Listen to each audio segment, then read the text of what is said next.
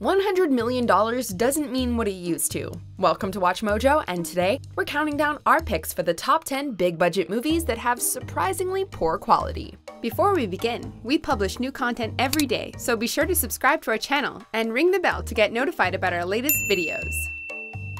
For this list, we're looking at films that disappointed despite possessing a massive budget, a decent cast, or a renowned director. Just to be clear, some of these have good moments, but we expected so much more.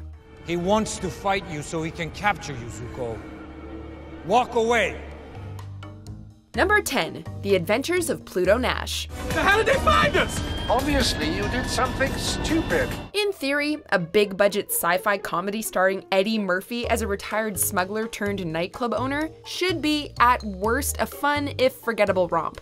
Unfortunately, The Adventures of Pluto Nash does not live up to its title, as the lunar setting amounts to nothing more than a tired 1980s gangster aesthetic and a dull plot.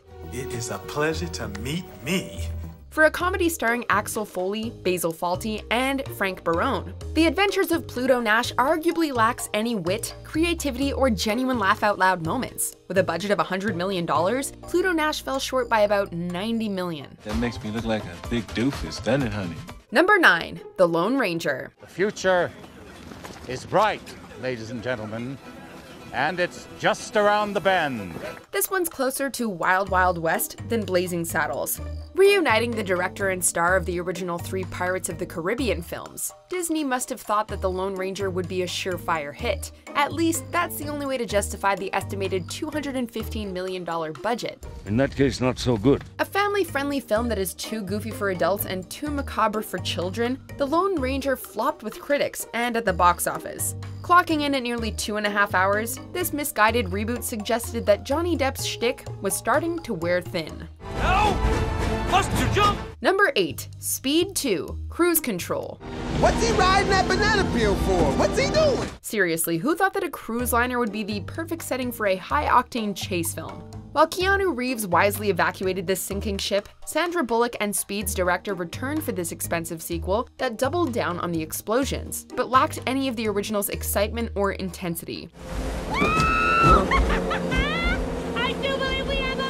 From the one-dimensional characters to the clumsy acting, critics lambasted nearly every element of Speed 2 Cruise Control, and the audiences were not much kinder. To be honest, we'd rather watch Father Ted's version of Speed 3. You'll be safe as long as you don't slow down.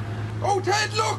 It's a big bunch of boxes in the middle of the road! Number 7. Mars Needs Moms. Yeah, well, my life would be so much better if I didn't have a mom at all. Disney and box office disaster are rarely uttered in the same sentence, so Mars Needs Moms is truly one of a kind. Directed by Simon Wells and produced by Robert Zemeckis, who previously worked together for Who Framed Roger Rabbit, the film boasted exceptional 3D animation, but fell flat due to a bland and emotionless storyline about a boy and his Martian kidnapped mother.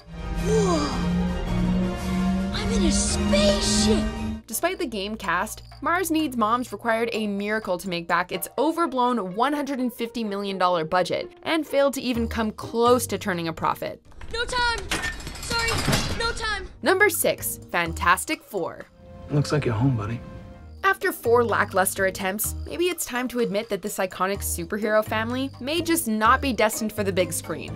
Opting to step away from Tim Story's cartoonish universe, Fox hired Josh Trank of Chronicle to direct a gritty Fantastic Four reboot, but rumors of production problems and reshoots quickly killed any of the film's hype. The final product did little to dispel this fear, with critics tearing Fox's release to shreds and Trank disowning the cinematic version. I promise you I'm going to fix this. Grossing only $168 million on a budget of about $155 million, Fantastic Four marks a low point in the careers of everyone involved. Get down! On the ground! Number 5. Catwoman. Amateur. The only positive thing to come out of this superhero train wreck was Halle Berry's speech at the 2005 Razzies. Originally planned as a spin-off to Tim Burton's Batman Returns, the script languished in development hell for years before Halle Berry donned the leather costume. In a plot hinging on an evil cosmetics company and mystical cats who grant magical abilities, Catwoman seems to be too distracted by the lead actress's hypersexuality to give a damn about anything else. Looking for something? Listed among Roger Ebert's most hated films, this Warner Brothers product is not even good enough for a laugh. It doesn't matter. Don't you understand? Number 4. The Last Airbender. Let your emotions flow like water. Even in a filmography that contains After Earth, The Last Airbender is what most would consider M. Night Shyamalan at his absolute worst. This live-action film took a beloved Nickelodeon franchise and crapped all over it, failing to even get the protagonist's name right. The monks named me Ang. This $150 million mess garnered near-universal disdain from critics, who were a lot kinder than fans of the cartoon. In an attempt to justify the negative reception, Shyamalan insisted the film was designed for 9-year-olds and blamed adults for wanting something similar to Transformers. Even if that was the intention, The Last Airbender feels like it was written by a 9-year-old. Some of the great monks can meditate for 4 days. Number 3. Green Lantern. The ring, it chose you. So far, DC has been the king of underwhelming blockbusters, with inflated budgets and dubious narrative choices. Prior to Ryan Reynolds' run as the Merc with a Mouth, the Canadian actor's career suffered an unexpected blow with Green Lantern, a commercial and critical flop that prompted Warner Brothers to cancel any plans for a franchise. I'm good. I'm good. Suffering from a meandering screenplay, tone problems, and an instantly forgettable villain, Green Lantern works as a pilot for a mediocre TV series, but left a lot to be desired as a big-budget action film. In hindsight, DC's movie is best viewed as the setup for a Deadpool punchline. And please don't make the super suit green. Or animated. Number 2. Battlefield Earth. Are you not aware that I graduated top of my class? A devoted Scientologist, John Travolta fought tooth and nail to adapt this 1982 novel, written by the movement's founder. Rather than spread the good word, Battlefield Earth solidified Scientology as a joke that never fails to bring the laughs. While you were still learning how to spell your name, I was being trained to conquer galaxies. Featuring some of Travolta's worst, or depending on how you look at it, best acting and arguably the dumbest wigs in cinematic history. Battlefield Earth swept that year's Golden Raspberry Awards and eventually won Worst Picture of the Decade. Frankly, we cannot think of a film more deserving of such an honor. Stupid humans. Before we unveil our top pick, here are some dishonorable mentions. Throw your pistol! I walk a different path.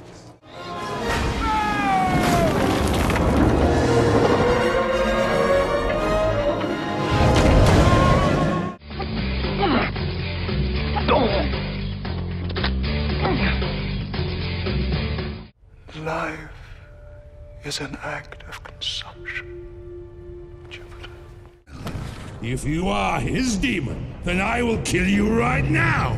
Number 1. Suicide Squad. Would you live for me? While not necessarily the worst film on this list, David Ayer's chaotic superhero blockbuster is the most disheartening.